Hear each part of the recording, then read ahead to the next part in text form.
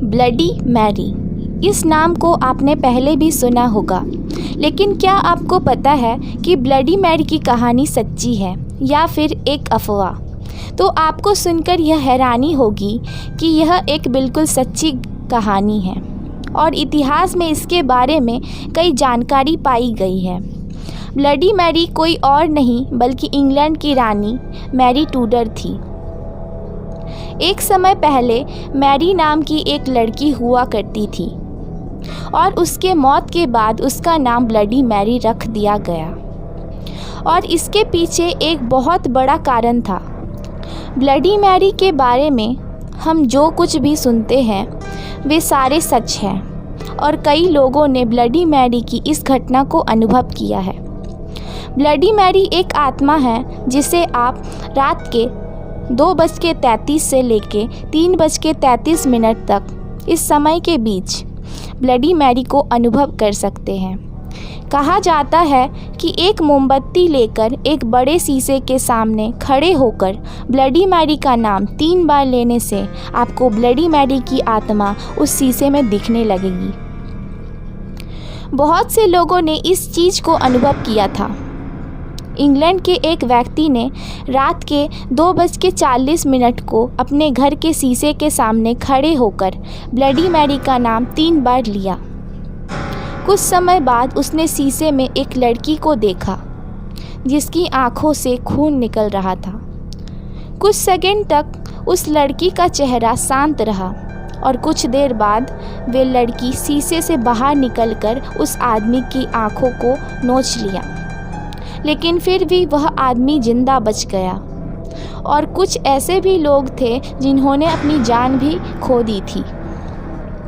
ऐसा माना जाता है कि अगर कोई ब्लडी मैरी का नाम 3 बार पुकारने के बाद कहा कि स्टॉल योर बेबी, तो उसे और भी ज़्यादा गुस्सा आने लगेगा।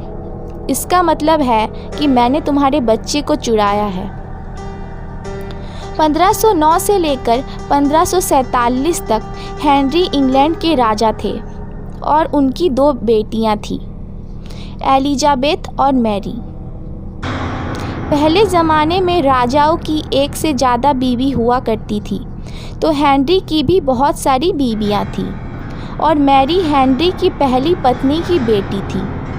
मैरी को उनके पिता इतना पसंद नहीं करते थे। महल में नौकर होने के बाद भी मैरी महलों में सारे काम करती थी। मैरी के पिता उसे जो कुछ भी करने को कहते थे मैरी वह करती थी, कभी भी उसके बातों का अमान्य नहीं करती थी। 1547 में राजा हेनरी की मौत हो गई और उनके पिता के मरने के बाद प्रजाओं के अनुसार मैरी को इंग्लैंड की रानी बना दिया गया। रानी बनने के बाद मैरी अब जो कुछ चाहे वो कर सकती थी, लेकिन उस समय कुछ हालातों की वजह से इंग्लैंड के धर्म को लेकर लड़ाई चल रही थी। लेकिन मैरी यह चाहती थी कि पूरे इंग्लैंड में एक ही धर्म हो, लेकिन इस बात ने कई लोगों को नकार दिया। जो लोग मैरी के इस बात को नकार रहे थे, मैरी ने उसको मारने का सज़ा दे दिया और कई लोगों को जिंदा जला देती थी। इसी वजह से मैरी को लोगों ने नापसंद करना शुरू कर दिया और उसे एक शत्रु के रूप में देखने लगे। कहा जाता है कि वह जब नहाती थी तो पानी की जगह खून से नहाती थी, क्योंकि मैरी का मानना था कि खून से नहाने से ज़्यादा दिन तक जवान रहा जा सकता है। कुछ सालों बाद मैरी ने शादी कर ली और वे एक साधारण सा जीवन बिताने लगी थी।